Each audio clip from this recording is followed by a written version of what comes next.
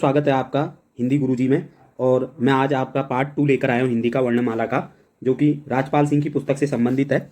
शुरू करते हैं अपनी आज की इस सीरीज को, जिसका पहला क्वेश्चन है स्पर्श, दंत्य, अघोष और महाप्राण वर्ण कौन सा है।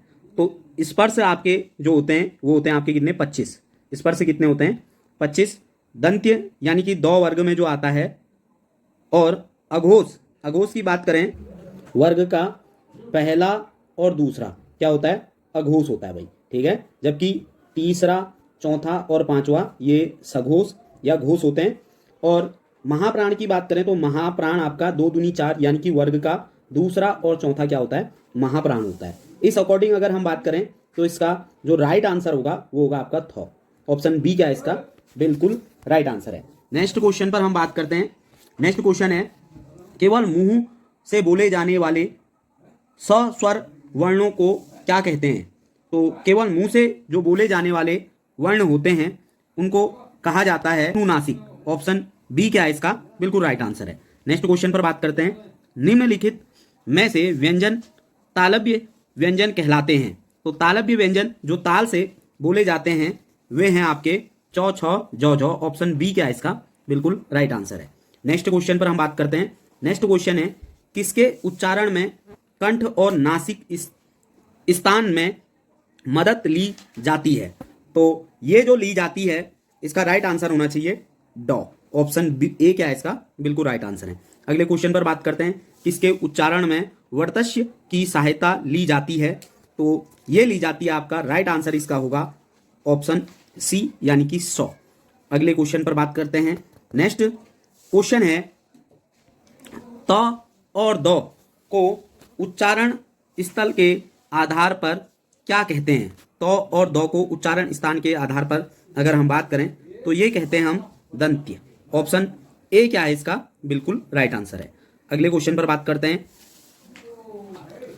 निम्न में अंतस्थ व्यंजन कौन सा है। तो अंतस्थ व्यंजन हमारे य, र, ल, व होते हैं। तो इस अकॉर्डिंग ऑप्शन बी क्या है इसका, बिल्कुल राइट आंसर है। अगले क्वेश्चन पर बात करते हैं। निम्न में अघोष वर्ण कौन सा है। वर्ग का पहला और दूसरा हमेशा क्या होता है, अघोष वर्ण होते हैं। तो इस अकॉर्डिंग आपका ऑप्शन ए क्या है इसका, बिल्कुल राइट आंसर है टॉ। अगले क्वेश्चन पर हम बात करते। नेक्स्ट क्वेश्चन है निम्न में महाप्राण है। तो महाप्राण आपका वर्ग का दूसरा और चौथा वर्ण होता है। तो इस अकॉर्डिंग ऑप्शन डी क्या है इसका, बिल्कुल राइट आंसर है ठॉ। नेक्स्ट क्वेश्चन पर हम बात करते हैं। नेक्स्ट क्वेश्चन है मूर्धन्य, स्पर्श, सघोष, नासिक्य, अल्प प्राण व्यंजन कौन सा है। मूर्धन्य की अगर हम बात करें तो वर्ग का यानी टॉ वर्ग किस में आता है, मूर्धन्य के अंतर्गत आता है।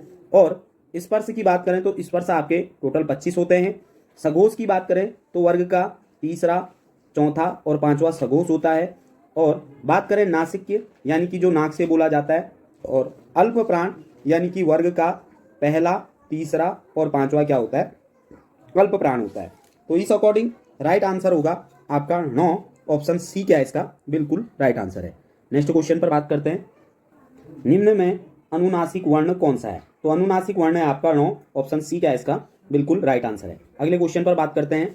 निम्न में मूर्धन्य ध्वनि है। तो मूर्धन्य ध्वनि इसमें जो है वो आपका डॉ। ऑप्शन ए क्या है इसका, बिल्कुल राइट आंसर है।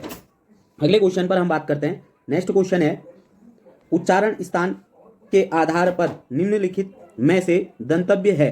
तो उच्चारण आधार स्थान के आधार पर हमारा दंतव्य पूछा गया है। तो दंतव्य जो इसमें होता है इसका राइट आंसर होगा ऑप्शन डी यानी कि लॉ। बात करें पौ, तो पौ आपका ओष्ठ में आता है। मौ की बात करें तो मौ आप ये भी ओष्ठ वर्ण का 5वां अक्षर है। ऊ की अगर हम बात करें तो ऊ भी आपका ओष्ठ वर्ण है, यानी कि लॉ क्या होगा इसका, बिल्कुल राइट आंसर होगा। अगले क्वेश्चन पर हम बात करते हैं। नेक्स्ट क्वेश्चन है निम्न में दीर्घ स्वर कौन सा है। तो दीर्घ स्वर की बात करी गई है। तो दीर्घ स्वर आपका है इसमें ऑप्शन सी यानी कि ओ क्या है इसमें, दीर्घ स्वर है। नेक्स्ट क्वेश्चन पर बात करते हैं। नेक्स्ट क्वेश्चन है ह का उच्चारण स्थान होता है। तो ह का उच्चारण स्थान होता है कंठ से। ऑप्शन ए क्या है इसका, बिल्कुल राइट आंसर है। अगले क्वेश्चन पर बात करते हैं। अंतस्थ व्यंजन कौन से वर्ग में हैं। तो अंतस्थ व्यंजन जो होते हैं वो होते हैं आपके य, र, ल, व, यानी इस अकॉर्डिंग ऑप्शन बी क्या है इसका, बिल्कुल राइट आंसर है। अगले क्वेश्चन पर बात करते हैं। कौन से वर्ग के सभी व्यंजन अल्प प्राण होते हैं। तो कौन से वर्ग के सभी व्यंजन अल्प प्राण होते हैं? अल्प प्राण की बात अगर हम करें तो अल्प प्राण वर्ग का पहला, तीसरा, पांचवा क्या होता है? अल्प प्राण होता है। इस अकॉर्डिंग राइट आंसर होगा ऑप्शन बी। क्या है इसका बिल्कुल राइट आंसर है? क च त। नेक्स्ट क्वेश्चन पर बात करते हैं। नेक्स्ट क्वेश्चन है, ओठों की आकृति के आधार पर निम्नलिखित में से कौन सा अविवृत मुखी स्वर है? तो यह है आपका ऑप्शन डी। क्या इसका राइट आंसर है? ई। नेक्स्ट क्वेश्चन पर बात करते हैं। नेक्स्ट क्वेश्चन है, जीवा के आधार पर स्वर कितने प्रकार के होते हैं? तो ये होते हैं 3 प्रकार के। ऑप्शन बी क्या इसका बिल्कुल राइट आंसर है? 3 प्रकार के अगर हम बात करें तो अग्र स्वर यानी अग्र भाग के जो बोले जाते हैं उन्हें अग्र भाग के कहा जाता है। दूसरा होता है मध्य भाग के, और तीसरा होता है आपका पश्चिम भाग के।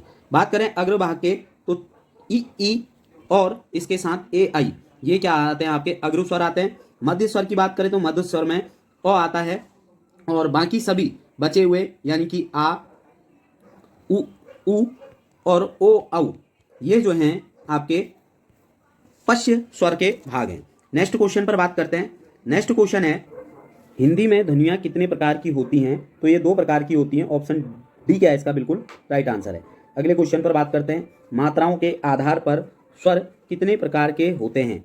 तो मात्राओं के आधार पर स्वर आपके 3 प्रकार के होते हैं।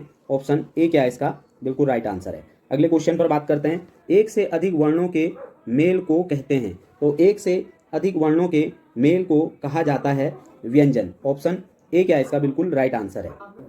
निम्न में घोष वर्ण कौन सा है? तो घोष वर्ण होता है आपका तीसरा, चौथा और पांचवा वर्ग का वर्ण क्या होता है? घोष। घोष को ही हम कहते हैं सघोष। तो इस अकॉर्डिंग राइट आंसर जो होगा ऑप्शन डी यानी कि जौ। नेक्स्ट क्वेश्चन पर बात करते हैं। नेक्स्ट क्वेश्चन है, निम्न में ओष्ठीय वर्ण कौन सा है? तो ओष्ठ वर्णों की बात करें तो ओष्ठ वर्ण है इसमें आपका उ। ऑप्शन ए क्या है इसका बिल्कुल राइट आंसर है। नेक्स्ट क्वेश्चन पर बात करते हैं। नेक्स्ट क्वेश्चन है, वर्ण तालिका के अनुसार ह्रस्व, दीर्घ और प्लुप्त क्या हैं? तो ये एक प्रकार से इसका जो राइट आंसर होगा ऑप्शन सी यानी कि क्या है? स्वर है। नेक्स्ट क्वेश्चन पर बात करते हैं, लिखित भाषा में मूल ध्वनियों के लिए जो चिन्ह मान लिए गए हैं, जिस रूप में ये लिखे जाते हैं उसे कहते हैं। तो जिस रूप में ये लिखे जाते हैं उन्हें जो कहा जाता है वो कहा जाता है आपका लिपि, और हिंदी की जो हमारी लिपि है वो क्या है? देवनागरी। नेक्स्ट क्वेश्चन पर बात करते हैं, प, फ, ब, भ, म व्यंजन होते हैं। तो ये व्यंजन जो होते हैं ओष्ठ होते हैं। ऑप्शन सी क्या होगा इसका बिल्कुल राइट आंसर होगा। नेक्स्ट क्वेश्चन पर बात करते हैं।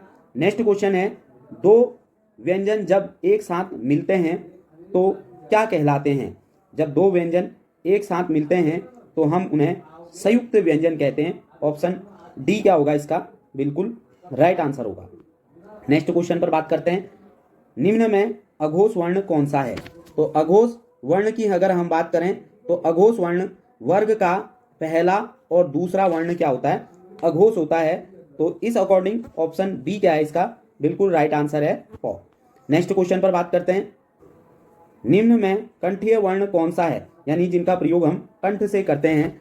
तो कंठ से प्रयोग किया जाता है किसका? ओ का। ऑप्शन सी क्या है इसका बिल्कुल राइट आंसर है। नेक्स्ट क्वेश्चन पर बात करें, निम्न में दीर्घ स्वर कौन सा है? तो दीर्घ स्वरों की बात करें तो दीर्घ स्वर है आपका ओ।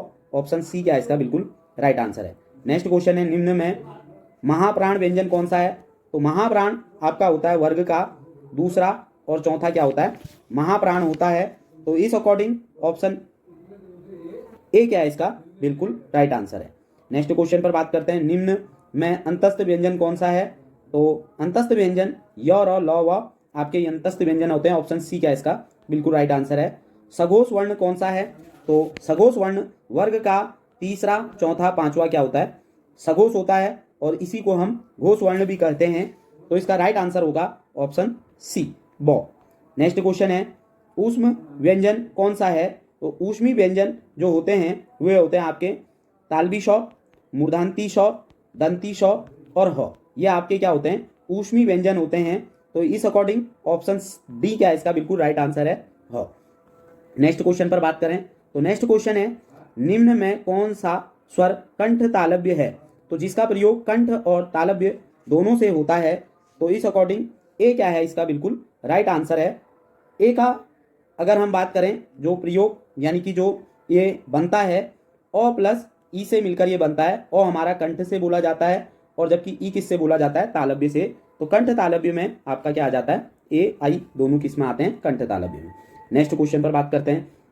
जिन स्वरों के उच्चारण में नाक से हवा निकलती है उन्हें कहते हैं, तो उन्हें जो कहा जाता है वो कहा जाता है अनुनासिक स्वर। ऑप्शन डी क्या इसका बिल्कुल राइट आंसर है। नेक्स्ट क्वेश्चन है, निम्नलिखित में से कौन सा अंतस्थ व्यंजन है। तो अंतस्थ व्यंजन य और ल व होते हैं, तो ऑप्शन डी क्या इसका बिल्कुल राइट आंसर है। और नेक्स्ट क्वेश्चन है, अनुस्वार किसका कार्य करता है।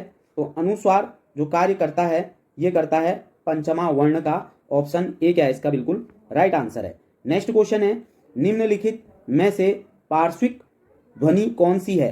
तो पार्श्विक ध्वनि जो होती है वो लौ की होती है। ऑप्शन सी क्या है इसका बिल्कुल राइट आंसर है। मुझे कमेंट बॉक्स में कमेंट करिए कि प्रकंपित व्यंजन कौन सा होता है। नेक्स्ट क्वेश्चन पर बात करते हैं, निम्नलिखित में से कौन सा वर्ण दंतव्य नहीं है। तो दंतव्य वर्णों की अगर हम बात करें तो दंतव्य वर्ण आपका चौ इसमें नहीं है। चौ आपका किसके अंतर्गत आता है, तालव्य के अंतर्गत।